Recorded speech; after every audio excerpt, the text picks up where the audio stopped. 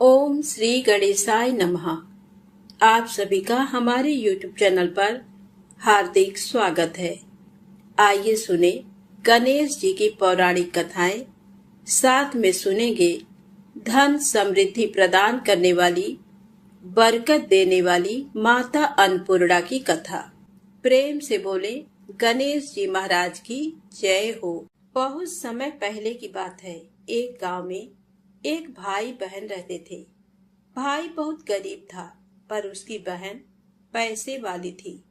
जब बहन के ननद का विवाह था, तब बहन ने ना तो अपने भाई को विवाह में आने का निमंत्रण दिया और ना ही कोई चिट्ठी भेजी। भाई को बाहर वालों से पता चला कि उसके बहन के ननद का विवाह है। भाई ने अपने गांव वालों को बताया।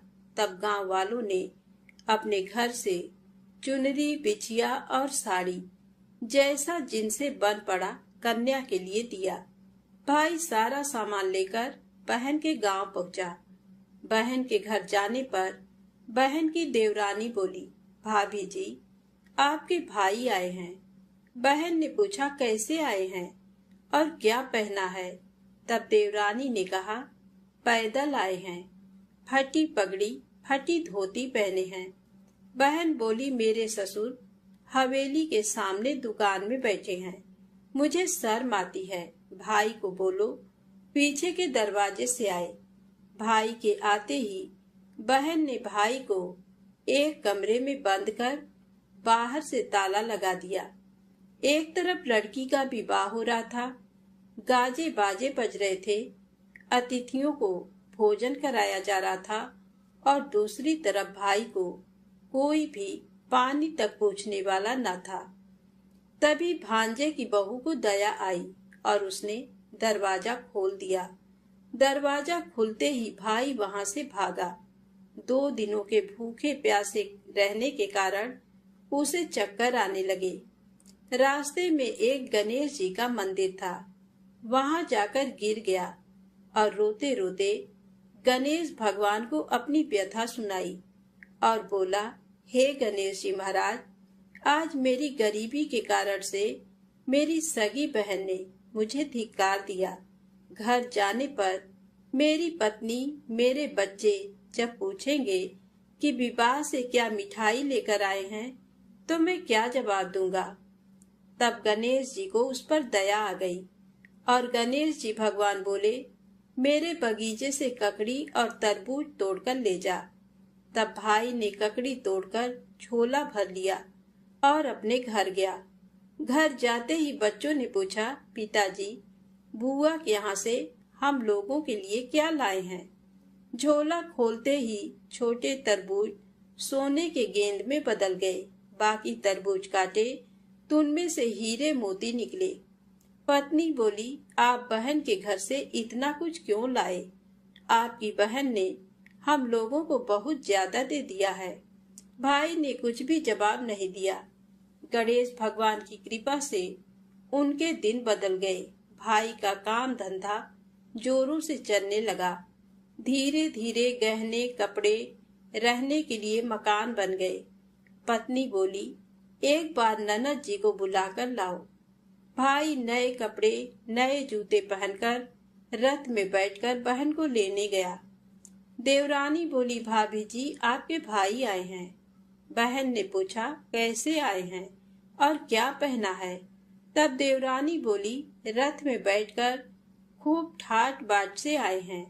बहन बोली, मेरे भाई को बोलो कि हवेली के सामने से आए, मेरे ससुर, देवर, जेठ देखेंगे। भाई का बहन ने खूब स्वागत किया। भाई बोला, बहन, मैं तुम्हें लेने आया हूँ। तब बहन ने कहा, मुझे भी बहुत दिन हो गए हैं, चलो मैं चलती हूँ। भाई बहन को लेकर अपने घर आया। भाई और उसकी पत्नी ने बहन का खूब आदर सत्कार किया। जो चीजें मांगी सब बनवा कर दिया। बहन बोली, भाई, मुझे एक जूती चाहिए। तब भाई ने मोची को बुलाया और कहा, मेरी बहन के लिए ऐसी जूती बनाओ जो मुंह से बोले। भाई ने बहन को बहुत सारा धन देकर विदा किया, पर अभी तक वह जूती नहीं आई थी। बहन रवाना होने लगी तभी मोची जूतियां लेकर आया। बहन के जूती पहनते ही जूतियां बोली, निर्धन भाई की पैसे वाली बहन, गणेश जी का बगीचा नहीं होता तो आज क्या करती। बहन तब भाई की पत्नी से पूछा, ये कहाँ से आवाज आ रही है। तभी भाई ने कहा, सुबह का समय है, कोई जीव जंतु बोल रहे होंगे। भाई ने घोड़े गाड़ी को जल्दी जाने को कहा। बहन के जाते ही पत्नी जिद करके बैठ गई कि जूतियां क्या बोल रही थी। तब पति ने अपनी पूरी आपबीती सुनाई कि कैसे बहन ने मुझे 2 दिन भूखा रखा, कमरे में बंद कर दिया था। भांजे की बहू ने दरवाजा खोला, तब मैं बाहर आया और गणेश जी के शरण में जा पहुंचा। गणेश जी की कृपा से हमारे दिन बदले हैं। उसने अपने पत्नी को सारी बात बताई। तब पत्नी बोली, अगर मुझे मालूम होता तो मैं आपकी बहन को कुछ नहीं देती। मेरा दिया हुआ सब कुछ वापस लेकर आओ। तब पति बोला, गणेश भगवान ने हमें सब दिया है। अगर वह मुझे भूखा प्यासा कमरे में बंद नहीं करती तो मैं गणेश भगवान के मंदिर में क्यों जाता। क्या मैं गणेश जी को अपना दुखड़ा सुनाता। तुम अपना मन मैला मत करो, अपने पर तो गणेश जी की कृपा है और किस चीज की कमी है। फिर दोनों गणेश जी के आगे झुककर प्रणाम करते हैं और जयकारा लगाया। हे गणेश जी महाराज, जैसी कृपा आपने गरीब भाई पर करी, वैसे ही अपने सभी भक्तों पर अपनी कृपा बनाए रखना। तो प्रेम से बोले, गणेश जी महाराज की जय हो। अब आइए सुने गणेश जी महाराज की अगली पौराणिक कथा। एक बार देवी तुलसी विवाह हेतु वर ढूंढने के लिए तीर्थ यात्रा पर निकली थी और ढूंढते ढूंढते वह गंगा किनारे पहुंच गई। उस वक्त गणेश भगवान गंगा किनारे तप कर रहे थे। उन्हें देखते ही देवी तुलसी उन पर मोहित हो गई और उनके मन में गणेश भगवान से विवाह की इच्छा उत्पन्न हुई। फिर देवी तुलसी ने गणेश जी के पास जाकर उनका ध्यान भंग कर दिया। आंखें खोलने के बाद गणेश भगवान के सामने देवी तुलसी खड़ी थी, लेकिन सामने एक स्त्री है, इसलिए अपने क्रोध को नियंत्रण में रखकर गणेश भगवान ने पूछा, आप कौन है देवी और मेरा ध्यान भंग करने का क्या कारण है। जवाब में देवी तुलसी ने अपने परिचय के साथ गणेश जी से विवाह की बात कर ली। उत्तर में गणेश जी बोले, देवी मैं ब्रह्मचारी हूँ, उस वजह से मैं विवाह नहीं कर सकता। अपने विवाह प्रस्ताव के लिए ना सुनने के बाद देवी तुलसी क्रोधित हो गई और उन्होंने गणेश जी को श्राप दे दिया कि उनका ब्रह्मचर्य टूटेगा और उनके 2 विवाह होंगे। इस बात पर गणेश भगवान भयंकर क्रोधित हो उठे, क्योंकि एक तो वह स्त्री है, इसीलिए ध्यान भंग करने पर भी गणेश जी ने कुछ नहीं कहा और इतनी विनम्रता से बात करने पर भी उन्हें श्राप दिया गया। फिर गणेश जी ने भी देवी तुलसी को श्राप दिया कि तुम्हारा विवाह शंखचूर्ण नाम के असुर के साथ होगा। एक देवी होकर भी उनका विवाह एक राक्षस से होगा। ये जानकर देवी तुलसी विचलित हो गईं और विनायक जी से इस कठोर श्राप से मुक्ति दिलाने की क्षमा याचना करने लगी। फिर गणेश जी को तुलसी देवी पर दया आ गई। वह बोले कि मेरा श्राप तो बदल नहीं सकता, वह तो सच होकर ही रहेगा, लेकिन अगले जन्म में तुम एक पेड़ बनोगी और भगवान महाविष्णु जी को अत्यंत प्रिय होगी। उनकी पूजा में भी तुम्हारा एक महत्वपूर्ण स्थान होगा और कलयुग के इंसानों को तुम मोक्ष का मार्ग दिखाओगी। लेकिन तुमने मेरा तप भंग किया है और मुझे ब्रह्मचारी होकर भी 2 विवाह का श्राप भी दिया है, इसलिए मेरी किसी भी प्रकार की पूजा में तुम निश्चित होगी। इस प्रकार देवी तुलसी गणेश भगवान की पूजा में निषिद्ध हो गई। तो प्रेम से बोले, गणेश जी महाराज की जय हो। अब आइए सुने गणेश जी के विवाह की कथा। गणेश भगवान का मुख हाथी का है और एक दांत टूटा हुआ है। इन्हीं दो कारणों की वजह से उनका विवाह नहीं हो पा रहा था। इस बात से गणेश महाराज अक्सर नाराज रहा करते थे। एक दिन एक देवता के आग्रह पर विनायक जी उसके विवाह में अपनी उपस्थिति दर्शाने गए थे।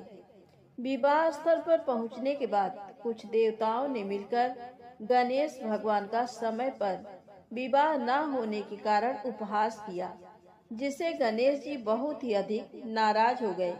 उसी दिन उन्होंने ठान लिया कि जब तक मेरा विवाह नहीं होता तब तक मैं किसी भी देवता का विवाह नहीं होने दूंगा।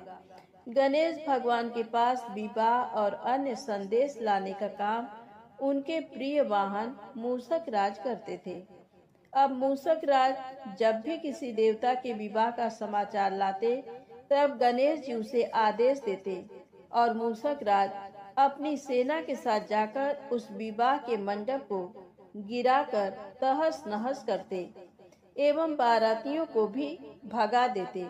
इस तरह गणेश जी और मूषक राज की मिली भगत की वजह से किसी भी देवता का विवाह नहीं हो रहा था। गणपति जी के व्यवहार से तंग आकर सभी देवी देवता भगवान शिव और माता पार्वती जी के पास पहुंच गए और इस विराट समस्या का समाधान मांगने लगे। भगवान शिव और माता पार्वती ने कहा कि इसका हल तो आपको केवल ब्रह्मा देव जी के पास ही मिल सकता है। कृपा करके आप ब्रह्मलोक को जाएं। माता पार्वती और महादेव को प्रणाम करके सभी देवी देवता ब्रह्मा जी के पास प्रकट हुए। देवताओं की समस्या को ठीक से सुनने के बाद ब्रह्मा जी ने अपनी योग शक्ति से दो कन्याओं का निर्माण किया। कन्याओं का नाम था रिद्धि और सिद्धि। वह दोनों ब्रह्मा जी की मानस पुत्रियां थीं। उन्हें लेकर ब्रह्मा जी गणेश महाराज के पास गए और उनसे अपनी त्रुटियों को ज्ञान एवं शिक्षा प्रदान करने का निवेदन करने लगे। ब्रह्मा देव जी का मान रखने के लिए एक दंत भगवान ने रिद्धि और सिद्धि को शिक्षा देना आरंभ किया। फिर उस दिन के बाद से जब भी मूषक राज किसी विवाह की खबर लेकर आते हैं, उस वक्त रिद्धि और सिद्धि गणेश जी को अपनी बातों में उलझाकर रखती थी। इस तरह गणेश जी का ध्यान किसी और विषय पर रहता और दूसरी तरफ देवताओं की विवाह संपन्न हो जाते। एक दिन बुद्धि के देवता भगवान गणेश जी को ये बात समझ आ गई, लेकिन उनके क्रोध में आने से पहले ही ब्रह्मा देव अपनी दोनों पुत्रियों के साथ वहां पर प्रकट हुए। रिद्धि और सिद्धि को सामने देखते ही गणेश जी का क्रोध बढ़ने लगा, किंतु विनायक जी के मुख से कोई भी शब्द निकलने के पहले ही भगवान ब्रह्मा देव ने कहा, हे गणेश जी, आपने स्वयं ही मेरे पुत्रियों को शिक्षा दी है और अब मुझे इन दोनों के विवाह योग्य कोई वर नहीं मिल रहा है। मेरी आपसे विनती है कि आप ही रिद्धि और सिद्धि से विवाह करके मुझे धन्य कीजिए। परमपिता ब्रह्मा देव जी की शांत वाणी सुनकर गणेश जी का क्रोध शांत हो गया और वह उस विवाह प्रस्ताव के लिए हंसी खुशी राजी हो गए। विवाह के बाद अपनी दोनों पत्नियों से उन्हें दो पुत्र प्राप्त हुए, जिनका नाम रखा गया शुभ और लाभ। तो प्रेम से बोले गणेश जी भगवान की जय हो। अब आइए सुनते हैं गणेश जी की पौराणिक कथा। बहुत समय पहले की बात है। एक दिन गणेश जी धरती पर सैर कर रहे थे। सैर करते करते वह एक अनाज के खेत में पहुंच गए और भूख लगने के कारण उन्होंने उस खेत में से 12 अनाज के दाने तोड़कर खा लिए। वह खेत सेठ धनी राम जी का था। कुछ समय बाद विनायक जी को अपने किए पर पछतावा होने लगा, क्योंकि उन्होंने सेठ जी को बिना पूछे ही उनके खेत से अनाज चुरा लिया था। फिर गणेश जी ने सोचा कि अपने किए बुरे कर्म का प्रायश्चित तो करना ही पड़ेगा। इसीलिए उन्होंने सेठ जी के यहाँ 12 साल के लिए नौकरी करने की ठान ली। उसके बाद अगली ही सुबह विनायक जी 13 से 14 साल के एक लड़के का रूप लेकर नौकरी मांगने के लिए धनीराम सेठ जी के घर पहुंचे और उन्होंने सेठ जी को अपना नाम गणेशा बताया। विनायक भगवान की बुद्धिमानी की परीक्षा लेने के बाद सेठ जी ने खुशी खुशी नौकरी भी दे दी। अब गणेश भगवान एक सामान्य मनुष्य के रूप में सेठ जी के ही घर पर रहने लगे। एक दिन सेठ जी की पत्नी शाम के समय घर का काम खत्म करने के बाद राख से हाथ धोने जा रही थी। ये देख गणेश जी ने सेठानी जी के हाथ पकड़कर जबरदस्ती मिट्टी से हाथ धुलवा दिए। गणेश की इस हरकत से सेठानी आग बबूला हो गई और उन्होंने सेठ जी के कमरे में जाकर गणेश जी की शिकायत कर दी। सेठानी से सब कुछ सुनने के बाद सेठ धनीराम ने गणेशा को बुलाया और इस हरकत का कारण पूछा। गणेश जी बोले कि सेठानी शाम के समय राख से हाथ धो रही थी और ऐसा करने से घर की लक्ष्मी नाराज होकर चली जाती हैं। इसीलिए मैंने उनके हाथ मिट्टी से धुलवाए। इससे घर पर माता लक्ष्मी की कृपा बनी रहती है। ये सब सुनकर सेठ जी ने सोचा गणेशा की सोच तो बड़ी अच्छी है। उसी के कुछ दिन बाद कुंभ मेले का शुभ अवसर आया। सेठ जी ने गणेशा को बुलाया और कहा, सेठानी जी को कुंभ मेले में स्नान करा लाओ। अब सेठानी और गणेशा स्नान के लिए मेले में पहुँचे। वहां पहुंचने के बाद सेठानी नदी के किनारे बैठकर नहाने लगी। उन्हें ऐसा करते देख गणेशा दौड़ कर आए और सेठानी जी के दोनों हाथ पकड़कर उन्हें नदी के अंदर लेकर गए। उनसे पानी में डुबकी लगवाई और फिर किनारे पर ले आए। अब गणेशा की इस हरकत से तो सेठानी का गुस्सा 7वें आसमान पर पहुंच गया। सेठानी जी घर आते आते पूरे रास्ते गणेशा को ताने पर ताने मार रही थी, लेकिन गणेश भगवान सब कुछ शांति से सुन रहे थे। घर आते ही सेठानी ने सेठ जी के पास फिर से गणेशा की शिकायत कर दी। सेठ जी ने तुरंत ही गणेशा को बुलाया और पूछा, तुमने ऐसा क्यों किया? गणेश जी बोले, सेठ जी, सेठानी नदी के किनारे बैठकर गंदे पानी से नहा रही थी। मैंने इनको बीच नदी में ले जाकर साफ पानी में डुबकी लगवाई। ऐसा करने से उन्हें अगले जन्म में बहुत बड़ा राजपाट और वैभव मिलेगा। सेठ जी ने सोचा कि गणेशा के विचार कितने अच्छे हैं, मेरे परिवार का भला सोचता है। कुछ दिन बाद सेठ जी के घर पर पूजा थी। पंडित जी आने के बाद सेठ जी ने गणेशा से कहा, जाओ और सेठानी जी को बुला कर लाओ। सेठ जी के आज्ञानुसार गणेश जी सेठानी को बुलाने गए। उस वक्त सेठानी काली चुनरी ओढ़कर कमरे से बाहर आ रही थी। ये देखते ही विनायक जी ने वह काली चुनरी उतारकर फाड़ दी और कहा कि पूजा के लिए लाल रंग की चुनरी ओढ़कर आइए। अब सेठानी बहुत ज्यादा नाराज हो गई और गणेशा पर चिल्लाने लगी। वह आवाज सुनकर सेठ जी वहां पर भागते हुए आए और पूछा कि क्या हुआ। तब सेठानी बोली, गणेशा ने मेरी चुनरी फाड़ दी। फिर सेठ जी ने भी गणेशा को बहुत डांटा। जवाब में गणेश जी ने कहा कि सेठ जी, पूजा में कभी काला वस्त्र नहीं पहनते, इससे शुभ काम सफल नहीं होते, इसीलिए मैंने ऐसा किया। सेठ जी ने सोचा कि गणेश है तो बहुत ही समझदार। इसी तरह लीला रचाते हुए उसी घर में गणेश जी के 12 साल बीत गए। फिर एक दिन सेठ जी ने नया कारोबार शुरू करने से पहले घर में पूजा रखी थी। पूजा करते करते उनको याद आया कि पूजा की सामग्री में गणेश भगवान की मूर्ति तो है ही नहीं। तब उन्होंने अपने नौकर गणेशा को पूजा घर से भगवान विनायक जी की मूर्ति लाने के लिए कहा। गणेशा बोला कि मुझे ही मूर्ति समझकर पूजा में विराजमान कर लो, आपके सारे शुभ काम सफल हो जाएंगे। ये बात सुनकर सेठ जी गुस्सा हो गए और बोले, गणेशा, तुम अभी तक सेठानी से मजाक करते थे, अब मुझसे भी करने लगे हो। उत्तर में गणेश जी ने मुस्कुराते हुए कहा, नहीं सेठ जी, मैं मजाक नहीं कर रहा, मैं सत्य वचन कह रहा हूँ। इतना कहने के बाद नौकर गणेश ने अपना असली भगवान स्वरूप धारण कर लिया।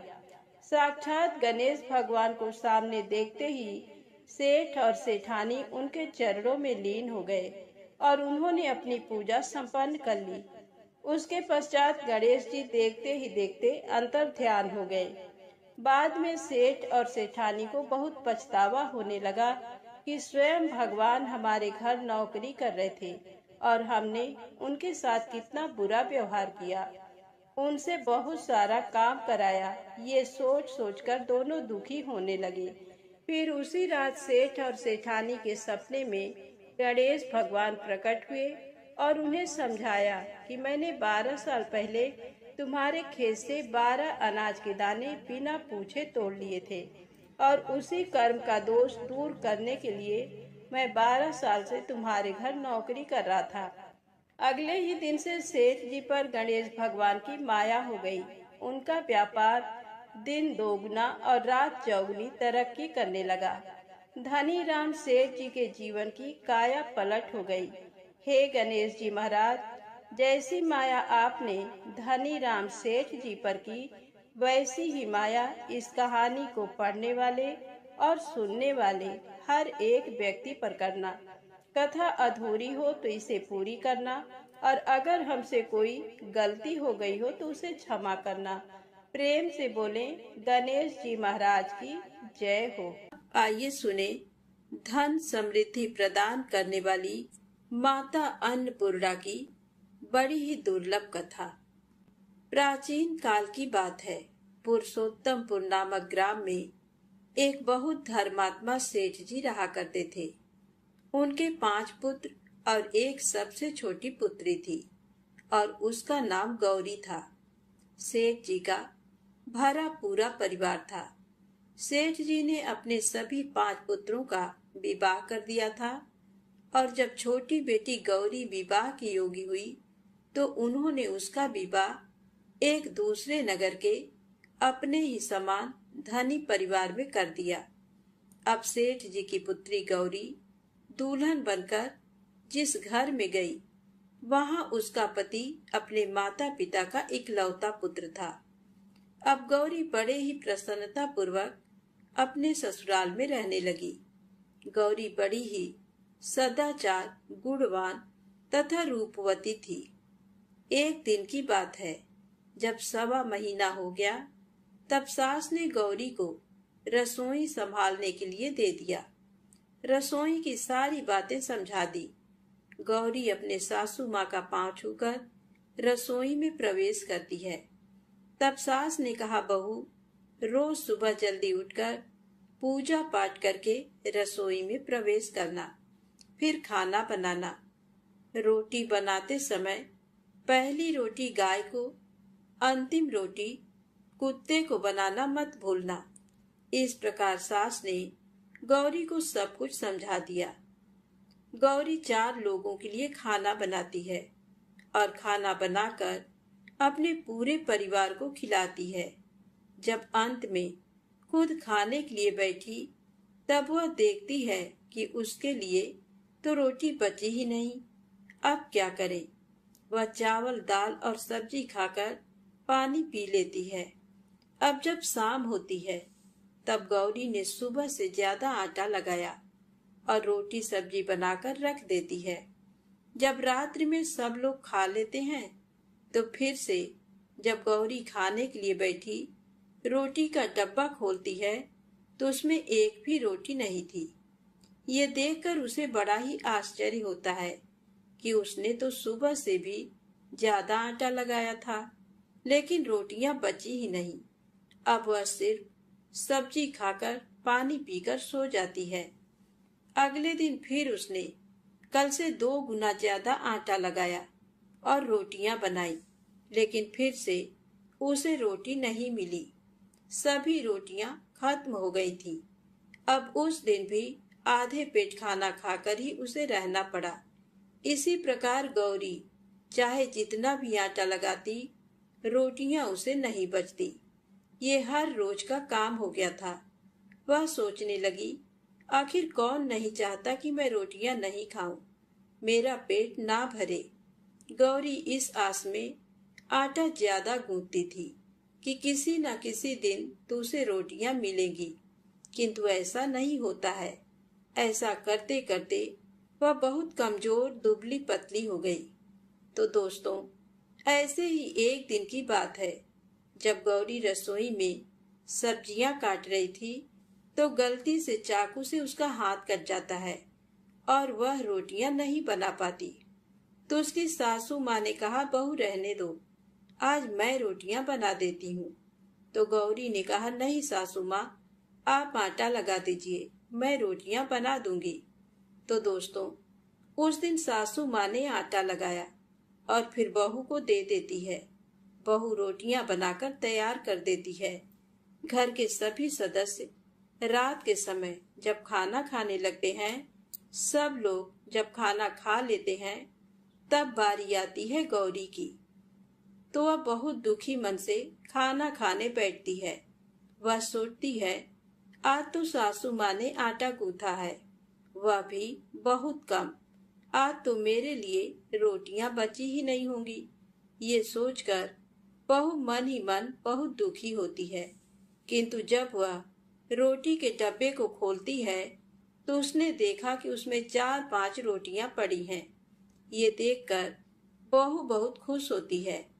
अब क्या था, ऐसे ही 7 दिनों तक बहू की सासू माँ ने आटा गूंथा और बहू रोटियां बनाती थी और बहू को रोज रोटियां मिलने लगी। इन 7 दिन बहू ने भर पेट खाना खाया। जब 8वां दिन आया तो बहू का हाथ भी ठीक हो गया था। तब सासू माँ ने कहा कि गौरी बेटा, क्या मैं आज आटा गूंथ दूं या फिर तुम आटा गूंथ लोगी? तब गौरी ने कहा, नहीं माँ, मेरा हाथ अब ठीक हो गया है, मैं आटा गूंथ दूंगी। उस दिन गौरी ने आटा गूंथा और रोटियां बनाई, सबको प्रेम पूर्वक खाना खिलाया। जब उसके खाने की बारी आई तब उसने देखा कि रोटी के डिब्बे में तो रोटी है ही नहीं, पूरा रोटी खत्म हो गया। ये देख बहू गौरी बहुत ही आश्चर्य में पड़ जाती है। वह सोचती है, जब तक सासू माँ ने आटा लगाया तब तक तो मुझे रोटियां मिलती थी, लेकिन जब से मैं आटा गूंथने लगी तो मुझे रोटियां ही नहीं मिलती, जबकि सासू माँ मुझसे बहुत ही कम आटा गूंथती थी। इसके बाद भी पूरा परिवार उसमें खा लिया करता था। ऐसी क्या बात है? ये सारी बातें सोचकर गौरी बहुत ही परेशान हो जाती है और दिन भर दुखी रहती थी। एक दिन की बात है, गौरी के पति ने गौरी से पूछा कि गौरी, तुम इतना उदास क्यों रहती हो? इतना सारा धन संपत्ति सब तुम्हारा ही तो है, तुम्हें रोकने टोकने वाला कोई नहीं है। तुम अपने मन से अपने पसंद का भोजन बनाकर खा सकती हो। तुम दिन प्रतिदिन इतनी कमजोर कैसे होती जा रही हो? गौरी ने लाज और संकोच से अपने पति को कुछ नहीं बताया। तब उसके पति ने सोचा कि शायद उसकी पत्नी को उसके माता पिता की याद आ रही है। इसीलिए अगले दिन गौरी का पति अपने माता पिता से कहता है कि पिताजी, मुझे लगता है कि गौरी को उसके माता पिता की याद आ रही है। मैं उसे उसके मायके ले जाकर सबसे मिलवा लाता हूँ। अपने बेटे की बात सुनकर गौरी के सास ससुर तैयार हो जाते हैं और उसे जाने की अनुमति दे देते हैं और कहते हैं, बेटा, यदि बहू को अपने माता पिता से मिलकर प्रसन्नता होती है तो अवश्य ही तुम उसे उसके मायके ले जाओ। अब गौरी का पति अपने पत्नी को लेकर उसके मायके जाता है। दामाद और बेटी को देखकर उनका बहुत ही आवभगत होता है। तरह तरह के व्यंजन बनाए जाते हैं, खिलाए जाते हैं, बहुत सेवा सत्कार होता है। उसी दिन रात्रि में समय मिलने पर गौरी की माँ ने अपनी बेटी को कोने में ले जाकर पूछा, बेटी, तुम इतनी दुबली पतली कैसे हो गई? तुम तो बहुत ही कमजोर दिख रही हो। क्या बात है? तुम्हें कौन सी बात खाए जाती है? क्या तुम्हारे ससुराल वाले तुम्हारी चिंता नहीं करते, तुम्हें दुख देते हैं? या ऐसी कौन सी बात है जिससे तुम्हारी ये दशा हो गई है? अपनी माँ की बातें सुनकर गौरी अपनी सारी परेशानी, सारी चिंताएं, सब कुछ बताती है। अपनी बेटी की बात सुनकर गौरी की माँ ने कहा, बेटी, हमें लगता है माता अन्नपूर्णा तुमसे नाराज हो गई हैं। इस विषय में तो मैं कुछ नहीं कर सकती, क्योंकि तुम्हारे ससुराल में हमारा बोलने का कोई अधिकार नहीं है। इसीलिए मैं तो कहूंगी कि तुम यहाँ से जाने के बाद इस विषय में अपने सास और ससुर से बात करना। वही कुछ हल बताएंगे और तुम्हारी समस्या का समाधान होगा। बेटी, माँ अन्नपूर्णा जिससे नाराज होती हैं, उसके साथ ऐसा ही होता है। अब अपनी माँ की बातें सुनकर गौरी निश्चय करती है कि वह सारी बातें अपने सासू माँ से कहेगी। अब जब सुबह का समय होता है तो गौरी अपने माता पिता से विदाई लेकर अपने ससुराल आ जाती है। ससुराल आने के बाद वह अपने सास ससुर और पति से सारी बातें कह सुनाती है। वह कहती है, माँ जी, जब से मैंने रसोई संभाला है, मैं खाना बनाती हूँ, तब से मुझे एक भी दिन रोटियां नहीं बचती। मैं बिना खाए ही सो जाती हूँ। किसी किसी दिन पानी पीकर सो जाती हूँ। किसी किसी दिन चावल सब्जी खाती हूँ। रोटी तो मुझे मिलती ही नहीं है।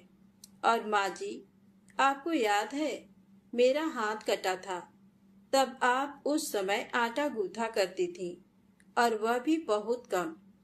फिर भी मुझे रोटियां बचा करती थी और मैं भर पेट खाना खाती थी। लेकिन अब जब मेरे हाथ का घाव ठीक हो गया, तब से मैं फिर से आटा गूंथने लगी और रोटियां बनाने लगी। अब मुझे फिर से रोटियां नहीं बचती। मैं आधे पेट ही खाना खाती हूँ। अपनी बहू की बातें सुनकर सास को सब कुछ समझ में आ गया। उसने कहा, बहू, ये शायद मेरी ही गलती है। मैंने तुम्हें सब कुछ बताया, सब कुछ सिखाया, लेकिन एक बात तो बताना भूल ही गई। ऐसा कहकर सास अपनी बहू का हाथ पकड़कर गौरी को रसोई में ले जाती है। एक परात में आटा निकालकर उस आटे को अच्छे से गूंथती हैं। गूंथने के बाद उस गूंथे हुए आटे पर अपने उंगलियों के 5 छाप लगा देती हैं और कहती हैं, बहू, ये माँ अन्नपूर्णा का छाप होता है, उनका चिन्ह माना जाता है। आटा लगाने के बाद कोई भी स्त्री इस तरह छाप लगाती है तो उसके घर में बरकत होती है। इसका अर्थ ये है कि माँ अन्नपूर्णा की कृपा सभी परिवार वालों पर बरसे और कोई भी सदस्य भूखे पेट ना सोए। बहू, मैं तुम्हें ऐसा बताना भूल गई। आज से तुम आटा लगाते वक्त आटे पर अपना 5 उंगलियों का छाप छोड़ देना और माँ अन्नपूर्णा तुम्हारे ऊपर अवश्य ही कृपा करेंगी और तुम कभी भी खाली पेट, भूखे पेट नहीं सोओगी। ये बरकत का चिन्ह होता है। अब अपने सासू माँ की बात सुनकर बहू हर रोज आटा गूंथती और फिर उस पर अपने 5 अंगुलियों की छाप छोड़ देती और फिर रोटियां बनाती। अब बहू को भी हर रोज रोटियां मिलने लगी। वह पेट भर भोजन करने लगी और स्वस्थ भी हो गई। माँ अन्नपूर्णा की कृपा उस पर बरसने लगी। उसके हाथ में माँ अन्नपूर्णा का वास हो गया। घर पर कोई भी सदस्य भूखा नहीं रहता और जो कोई मेहमान आता या कोई भी भीख मांगने के लिए भिक्षुक आता, उसे भी वह खाना खिलाकर ही घर से विदा करती। इस प्रकार बहू के ऐसा करने से उसके घर में बरकत होने लगी, अन्न की वर्षा होने लगी। तो दोस्तों, आटे को गूंथकर उस पर 5 उंगलियों का छाप लगाना हमारी पुरानी परंपरा है। ये माता लक्ष्मी और अन्नपूर्णा माता का चिन्ह माना जाता है। ऐसा करने से माता अन्नपूर्णा सदा प्रसन्न रहती हैं और घर वालों पर अपनी कृपा दृष्टि बनाए रखती हैं। हमारे पूर्वजों से लेकर अब तक ये परंपरा चली आ रही है।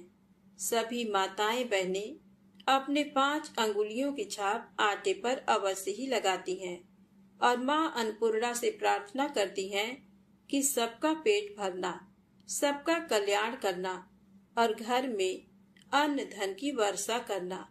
तो प्रेम से बोले, अन्नपूर्णा माता की जय हो। ओम नमः शिवाय। जय माता दी, जय भोलेनाथ।